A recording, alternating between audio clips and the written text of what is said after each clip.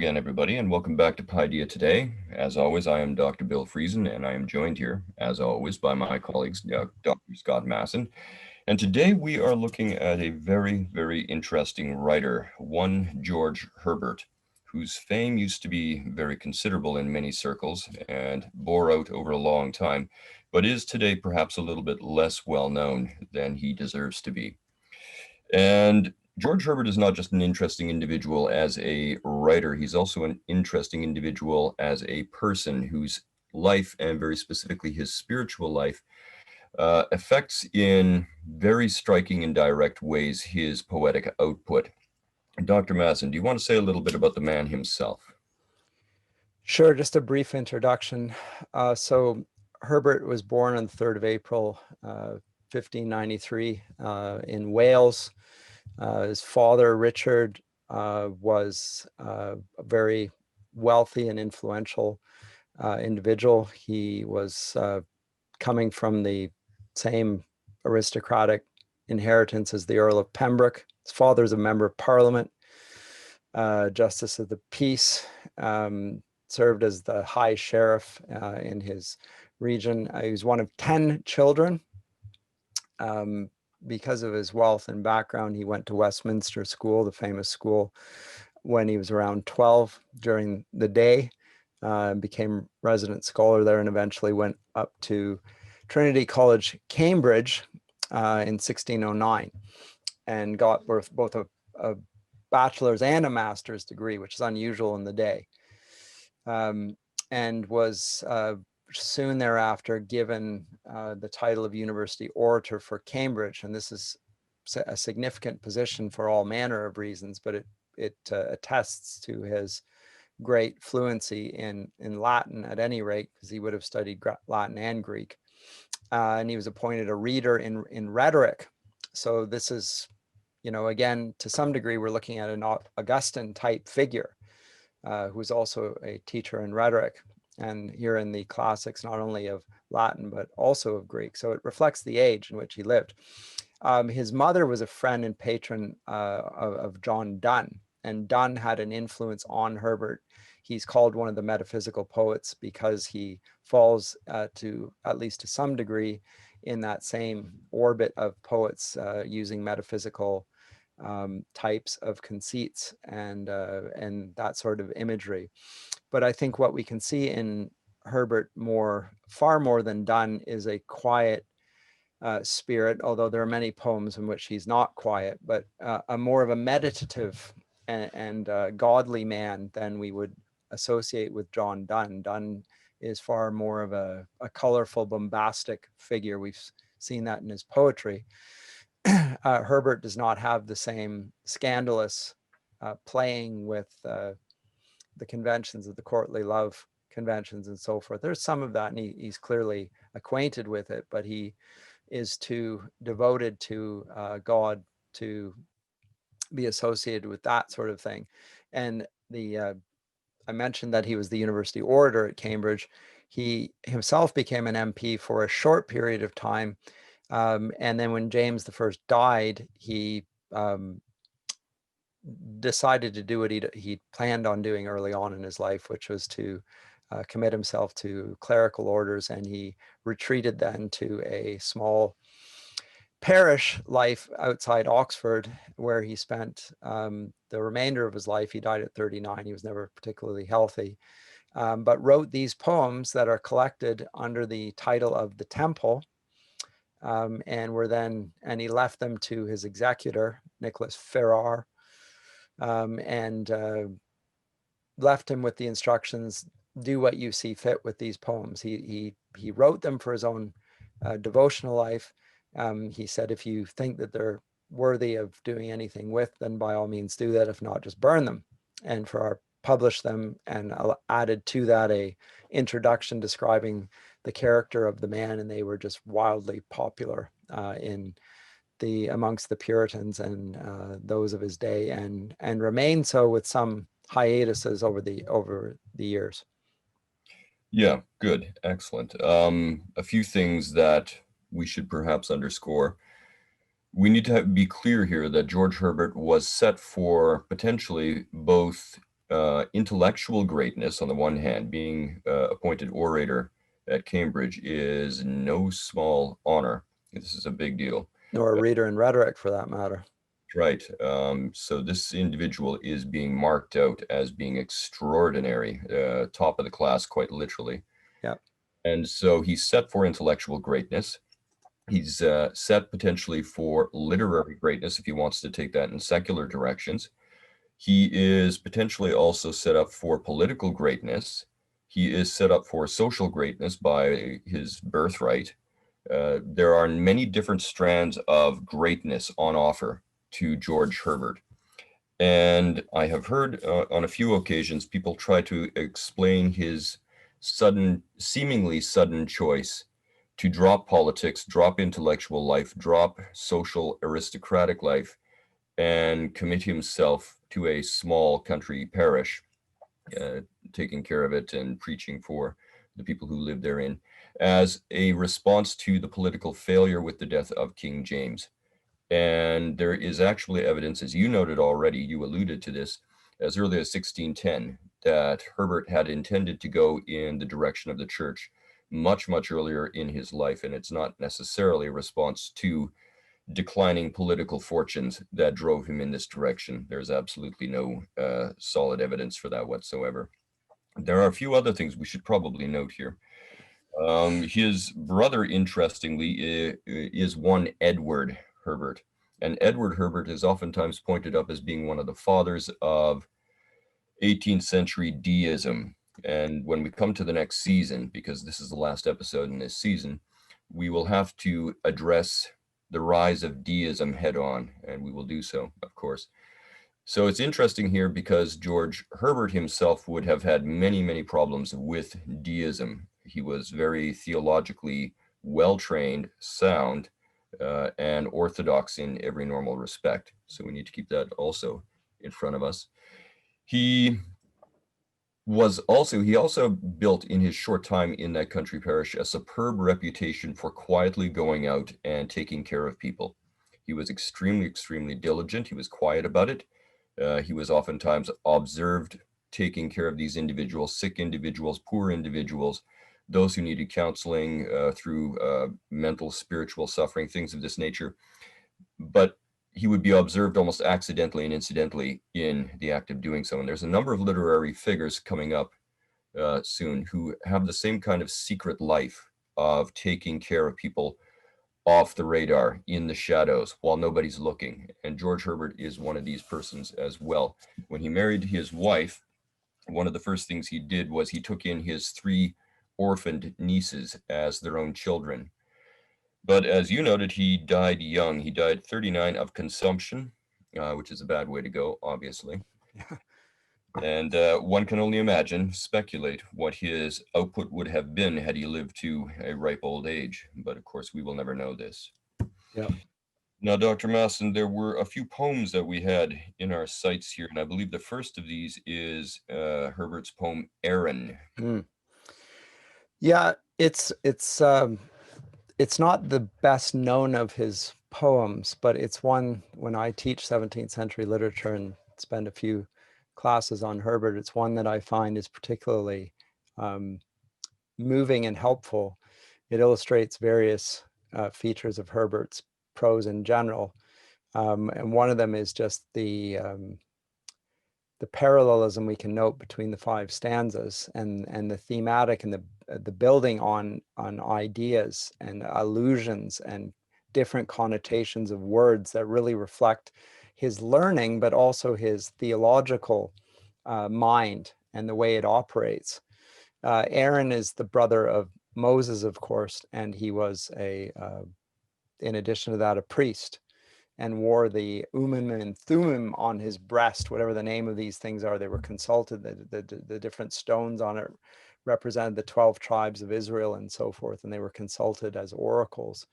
But they're part of the priestly garb, along with something like a long scarf in which there were hanging bells and so forth. And the reason I mention that is the poem will speak of some of the features of Aaron's garments.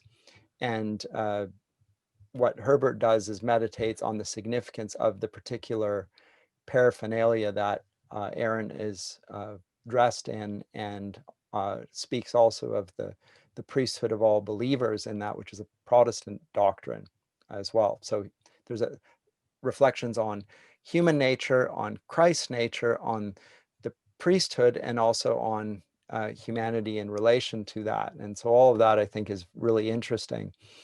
So Bill, do you want to read it? Do you want me to read it? I could read it, but before I do, I would also perhaps be remiss in not mentioning to the listeners that the way Herbert put together the temple, the collection of just under 170 poems, was as a somewhat interconnected meditation using the physical space of a church. And the time is space and time. The time element is the church calendar that he borrows upon. And he uses these things he brings them into nexus in many points here to talk about the human condition, the human spiritual condition. So the church and its elements very specifically become metaphors by which he gets at certain spiritual concerns that he wants to address.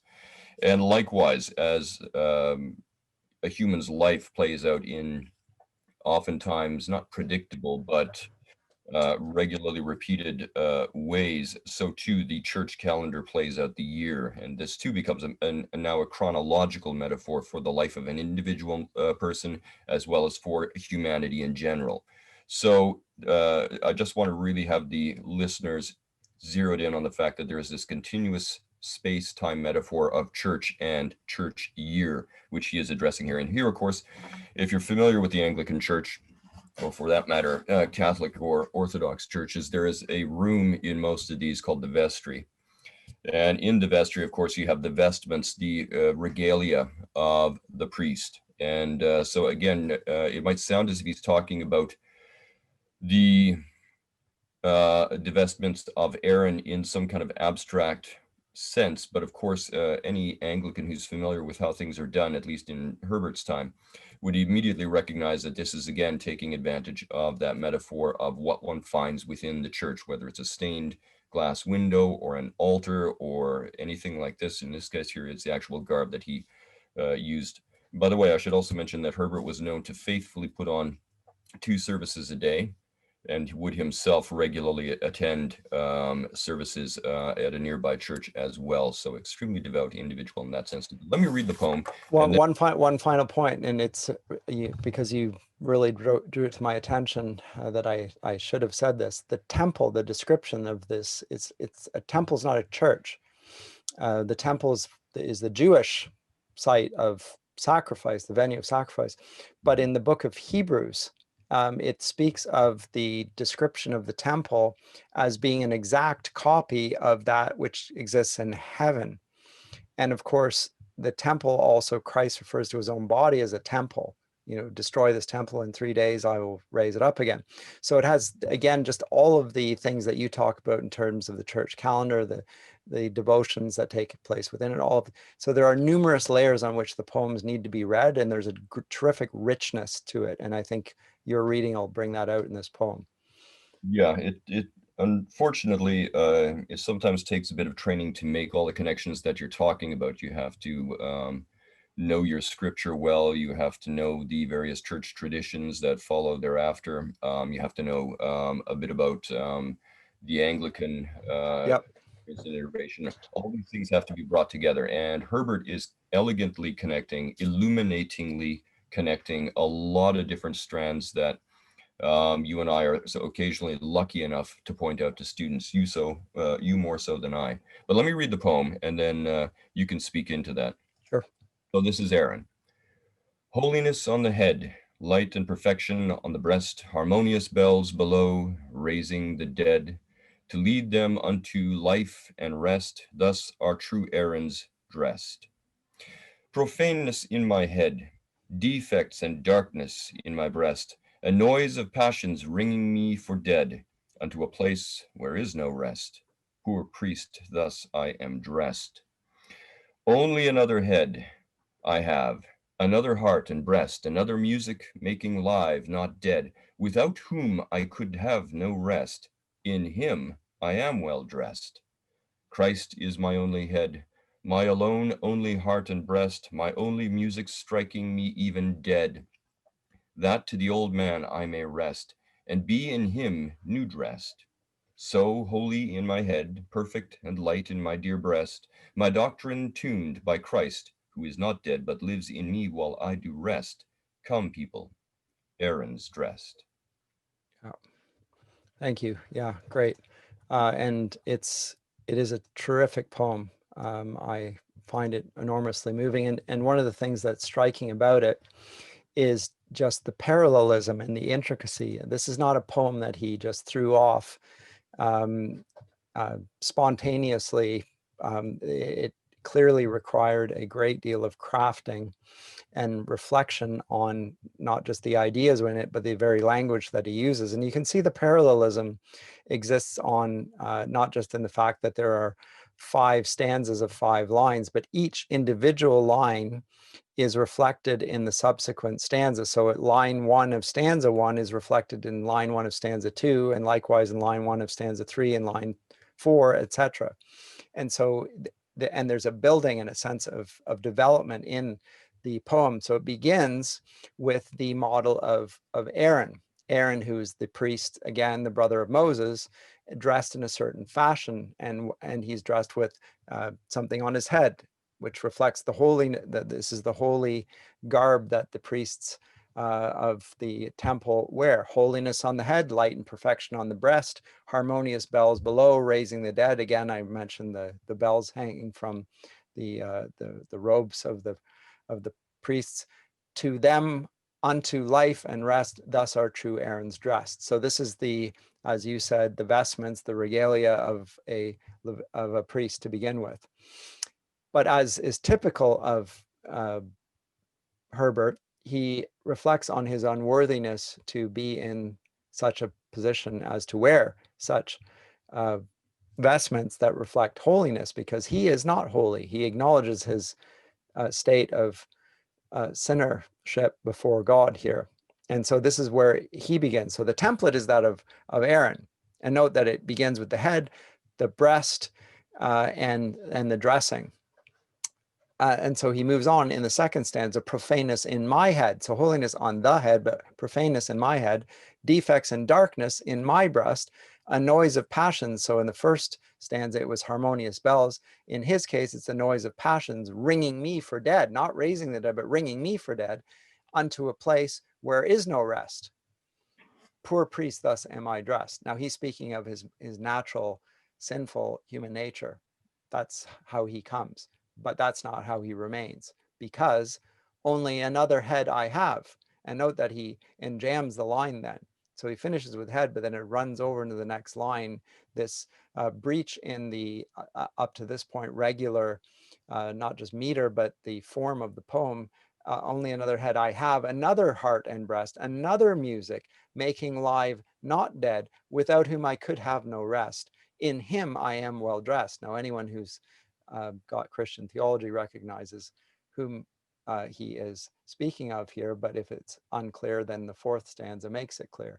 Christ is my only head, my alone only heart and breast, my only music striking me even dead, that to the old man I may rest and be in him, that is the new man, new dressed.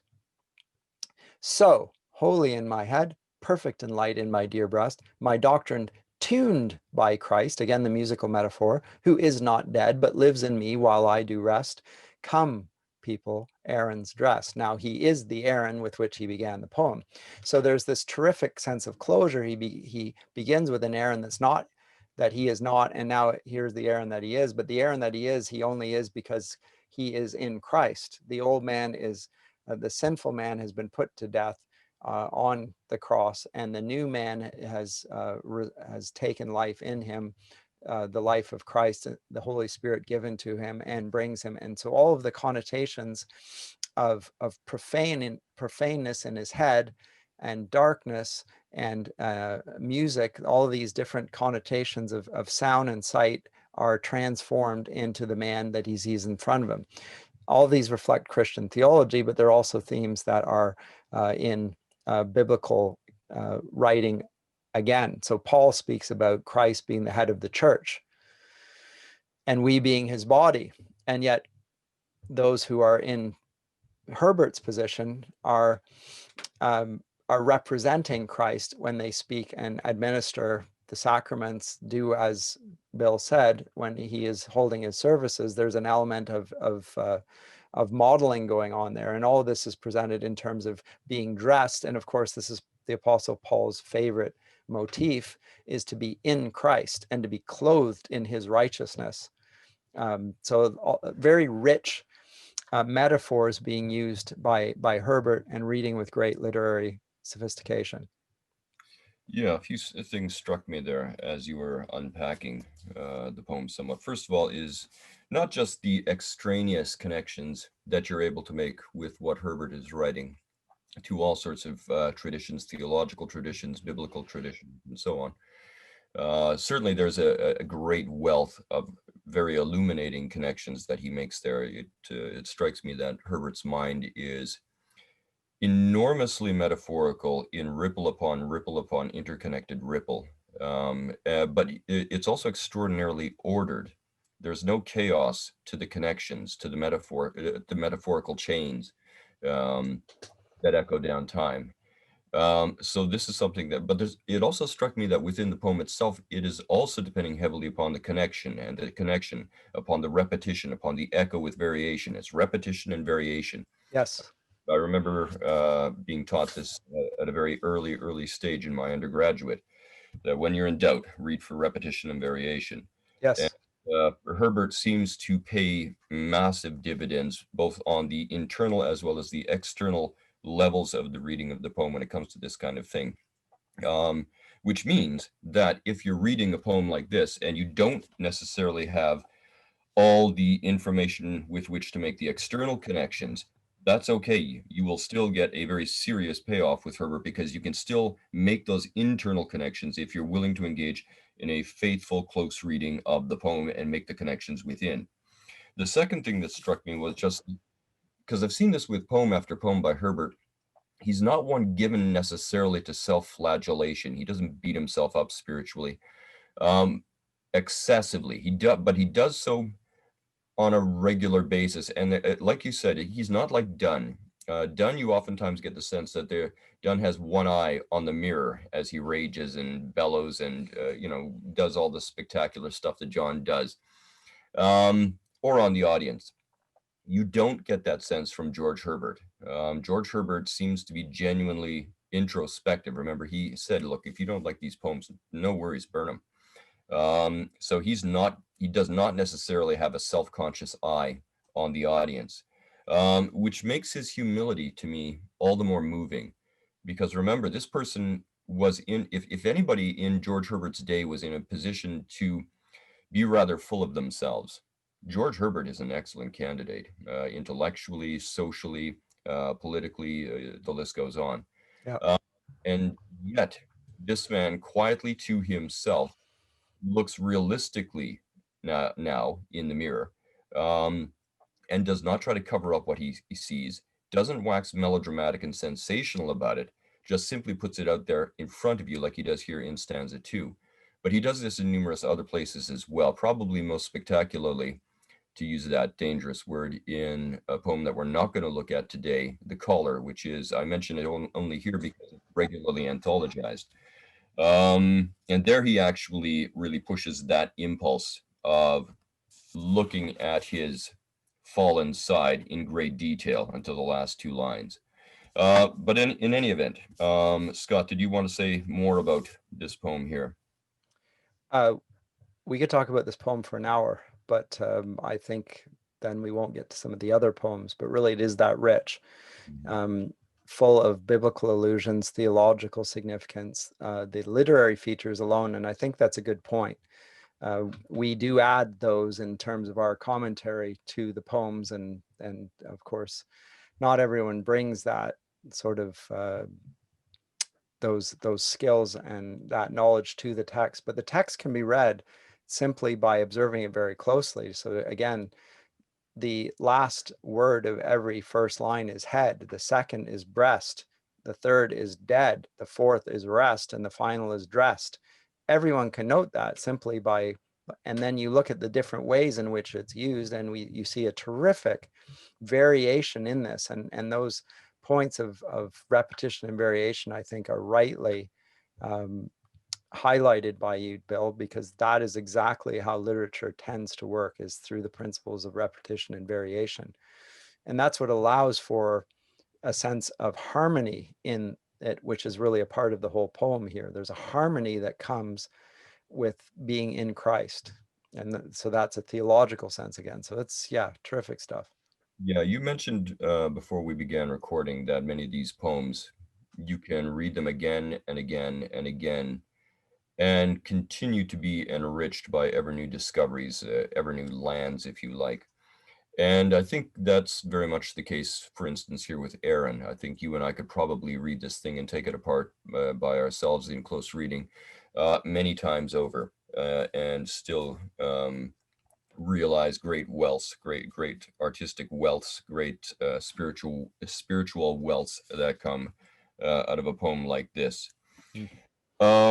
And I would also like to make another quick point here.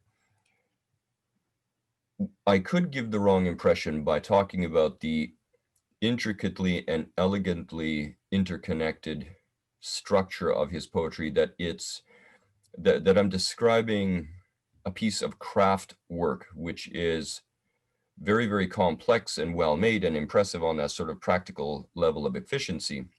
But of course, there is so much more to the poetry of Herbert. This is not just a repetition and variation of structures and things like that. These are repetition and variations, oftentimes, in my view, of deep emotions, which has as of yet no name. You suddenly see something that you can't quite, or you suddenly feel something that you can't quite put your finger on. There is no name for it. You can all you can do is point to that line of Herbert's and say, there, read it, and you'll have a better sense of what I'm talking about. Yeah. So we have this as well. The last thing I should mention before we leave Aaron behind us, sadly, is that I mentioned the elegance of the interconnected elements of Herbert's poem, in this case specifically Aaron. And this connects to another thing which we've mentioned kind of tangentially in previous podcasts, which is this notion that one level of the aesthetics of a piece of art like this derives from harmonic proportional relationships of an idea that he is developing over the poem. And so it's the beauty of proportion side by side, and with things now varied and changed with the next version and the next version and the next version. Herbert is not operating in a vacuum when he's doing this. He's falling back on a very, very old tradition of aesthetics, which derives ultimately from the ancient Greeks, but he puts his own spin on it, and he also subordinates. It's not his only thing he's doing. One of the things that's impressive about George Herbert is that he is not, so to speak, a one-trick pony. He brings a lot of things together, and the bringing together is done well in ways that other poets cannot achieve. So that's another thing I'd like to underscore. Yeah, I agree. And so you can see why he was given the chair of rhetoric as well, the position there. It's in evident he's got terrific felicity with language. The second poem, Bill, you did mention that he doesn't usually beat himself up, and that's true, I think. But it's common enough that he certainly does mention it. And then the next poem, Love 3, is certainly one of my favorites. And it's called Love 3. It's there are two other poems called Love in the poem, and that's not uncharacteristic of the temple in general. There's also 4 poems dedicated to affliction. I think there are 2 or 3 on the Holy Scriptures. So these are objects of meditation and reflection and the significance of these things in the life of the church. He also has 3 on prayer, I believe. But this one is in relation to communion. Now it's presented, let me just give it as a lead-in. It's dramatized, and there are figures that are speaking, and the first one who speaks is the anthropomorphized figure of love. Now, love is understood in the poem to be referring to Christ. right? Who's the love of God. He is the love of God in his person. It represents everything in that we understand as Christians in relation to love. He in his person is love. And the invitation, the context here is the Eucharist, communion. And so he's being invited to the table, and who's inviting him? None other than Jesus himself. And so that's the context. Shall I read it? Do you want to read it? Well, you have more experience with these, Okay, so sure. Okay. I'll read it if you want, but No, I'm fine. I'm happy to, but it's dramatized, remember. So we have different acts, as it were, here. So love bade me welcome, yet my soul drew back, guilty of dust and sin. But quick-eyed love, observing me grow slack from my first entrance in, drew nearer to me, sweetly questioning if I lacked anything. A guest, I answered, worthy to be here. Love said, you shall be he. I, the unkind, ungrateful, ah, my dear, I cannot look on thee. Love took my hand, and smiling did reply, who made the eyes but I? Truth, Lord, but I have marred them. Let my shame go where it doth deserve. And know you not, says love, who bore the blame? My dear, then I will serve. You must sit down, says love, and taste me meat. So I did sit and eat. excellent. So you can see this dialogue interaction between two figures, Herbert, the poet, putting himself into the poem, and the figure of love representing Christ. And as he comes to the Eucharist, where the body and blood of Christ are represented, he is dramatizing the aspects of communion, which include the confession of sin, the recognition of his unworthiness to receive what has been given for him, which is a necessity for receiving the communion, because exactly that is being asserted at the cross, that we are coming as sinners in need of grace. And so Herbert is dramatizing a theological understanding here in the poem. And I think it's just terrific. Yeah, he does a good job of underscoring this notion of grace, with which his original audience, of course, would have been quite familiar. This notion that those who receive forgiveness do so undeservedly. They must recognize that they do not deserve what is given. It's given out of grace, out of an impulse of generosity and love, as you say. But it has that, again, that elegant symmetry of a thought trajectory through to its end, but now, of course, lined up with its theological aspects, which are interesting as well.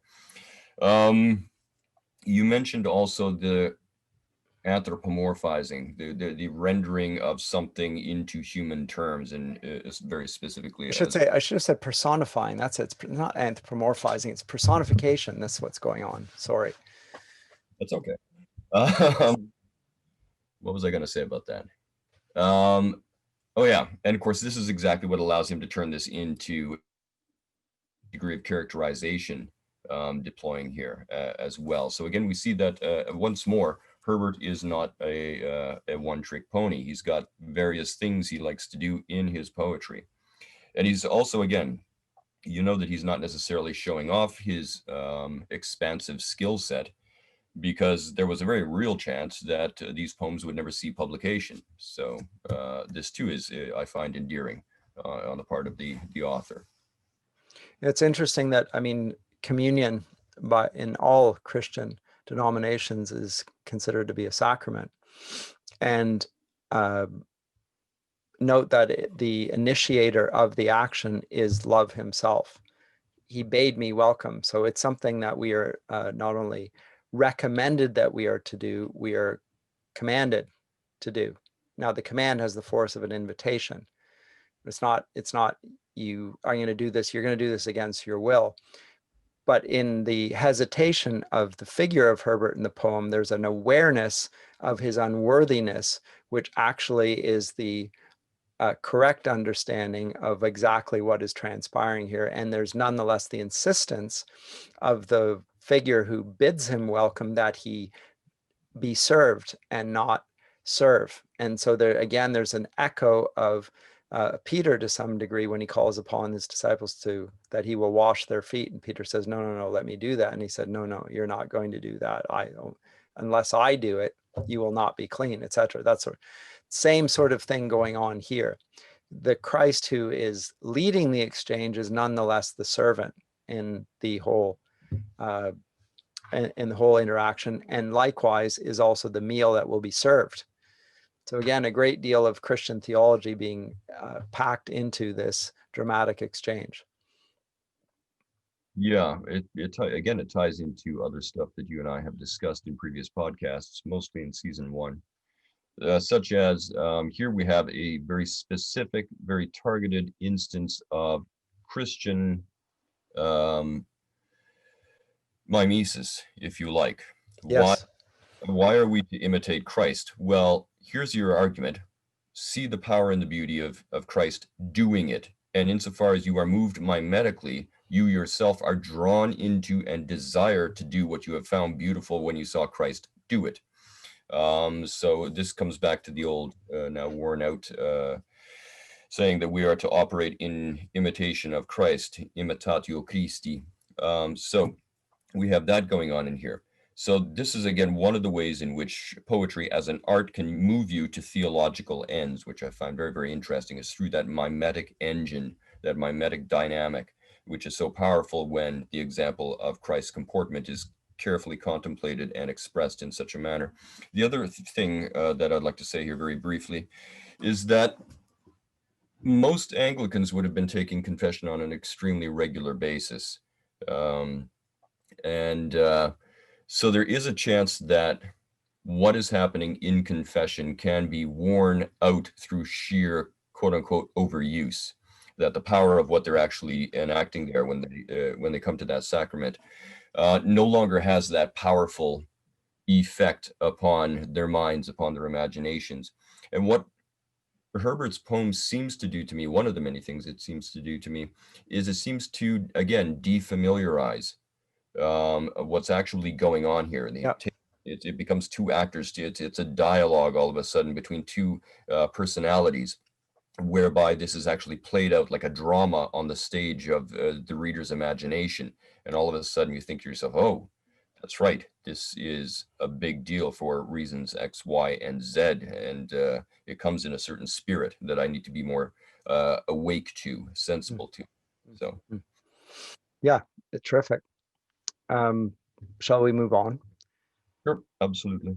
The next poem I'd like us to look at is called The Agony. And although it sounds very different than this, and of course it is in some ways, and the title alone suggests it, it's also related to this idea of communion and things in relation to it. So again, we can get the same topic or topos in Herbert's poetic corpus here, and yet come at from different angles and different nuances and different subtleties that are not exhausted in one poem and yet can be explored in another. So that in The Agony, let me see if I can find this here.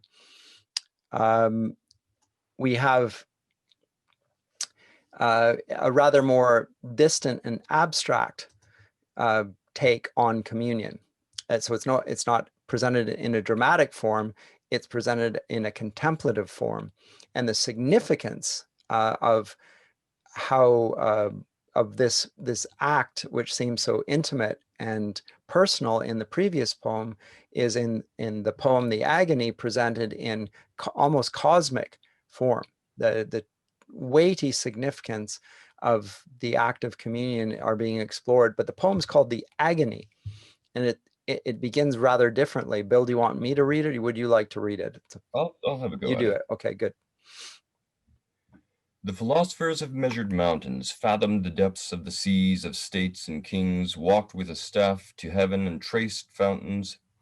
But there are two vast spacious things, the which to measure it doth more behoove, yet few there are that sound them, sin and love. Who would know sin? Let him repair unto Mount Olivet.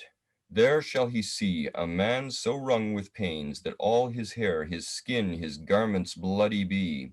Sin is that press and vice which forceth pain to hunt his cruel food through every vein.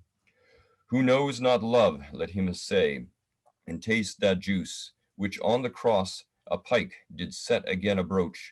Then let him say, if ever he did taste the like, love is that liquor sweet and most divine, which my God feels as blood, but I as wine.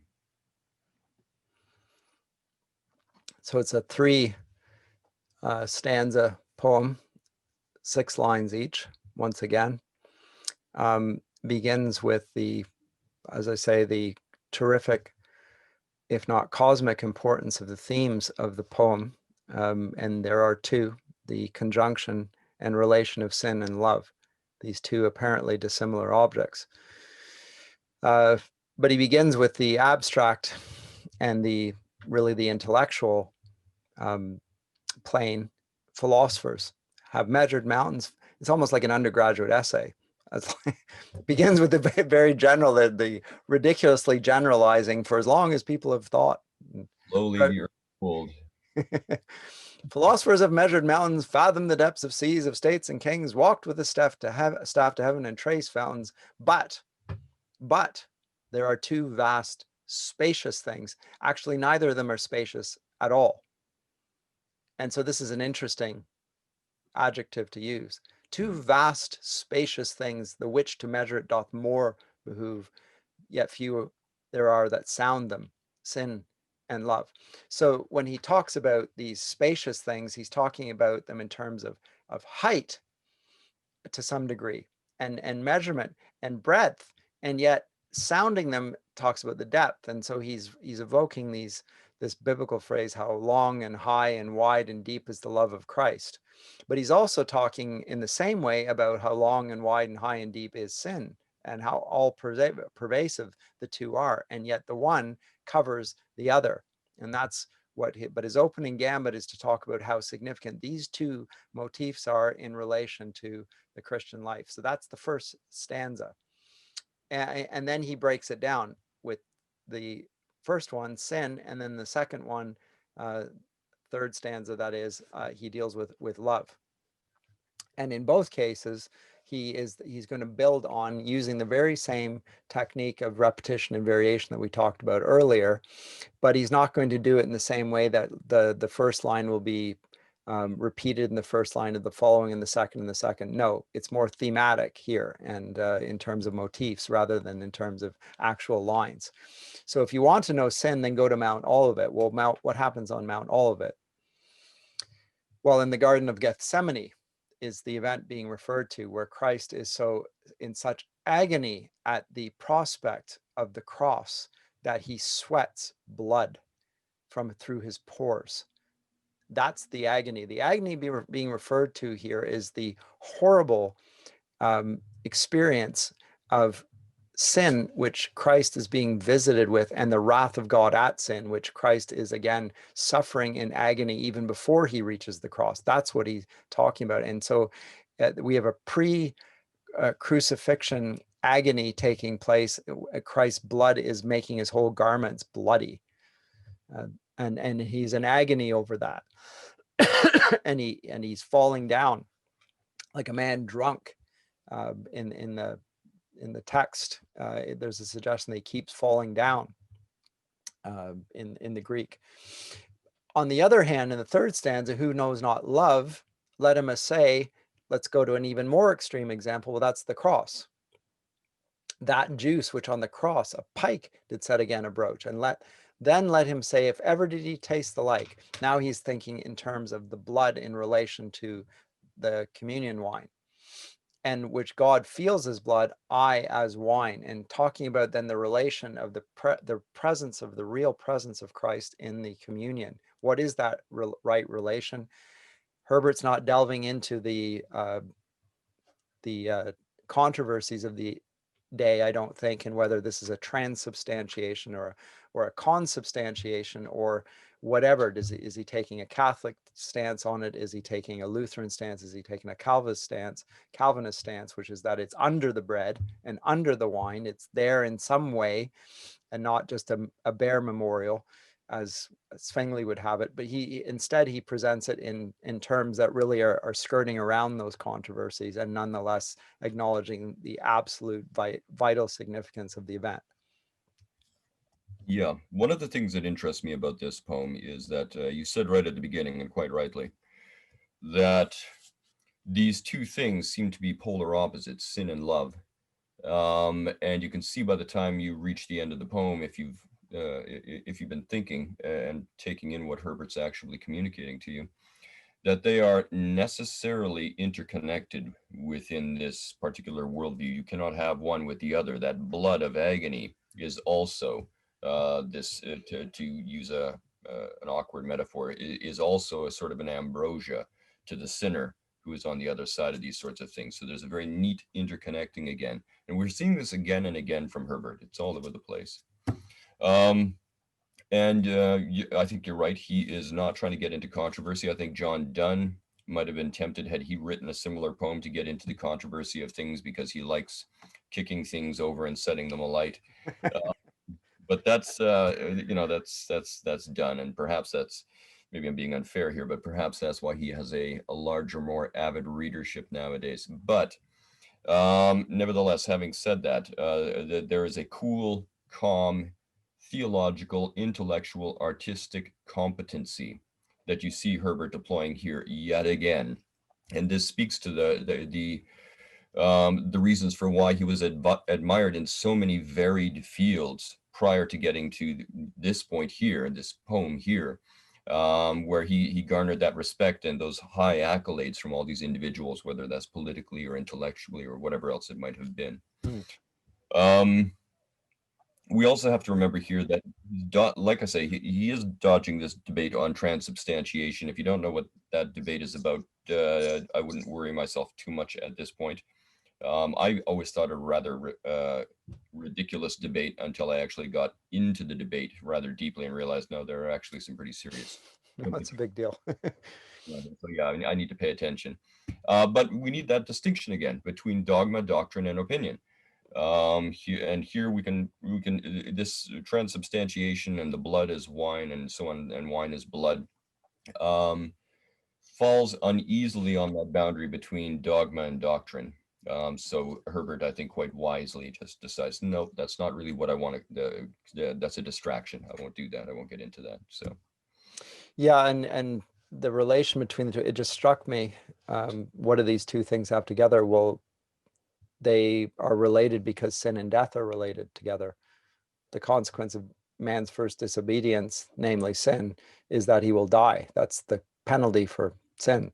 But the way in which God deals with sin is through his death, which is an act of love. And therefore sin and death and love are connected. And note, there's no mention of death here explicitly, but it's everywhere implicit in the whole poem.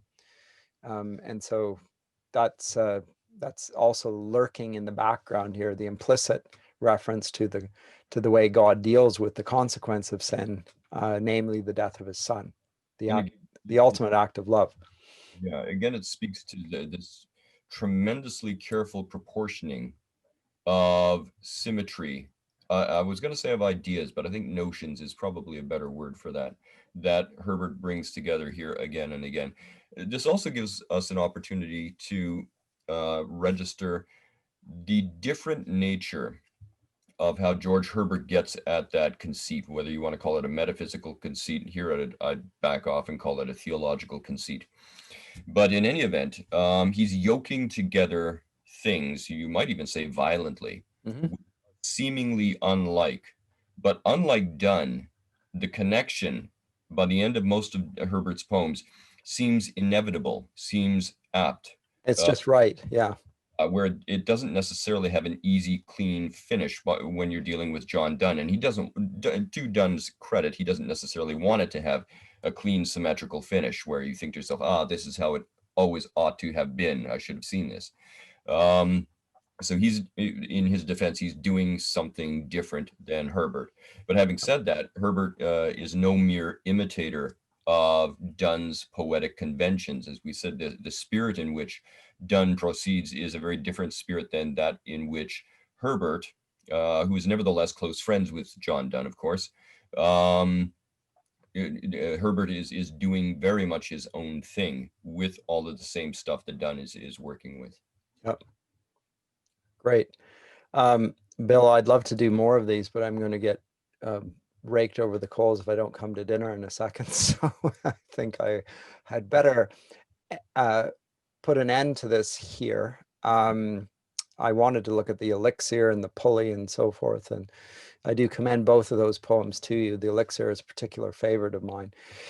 But I think we're going to leave off season 2 with George Herbert. Seems a good way to end the series. And season 3 will begin with my great favorite, John Milton. I think we decided. So we'll, I think, spend a fair wee while looking at some of Milton's poetry.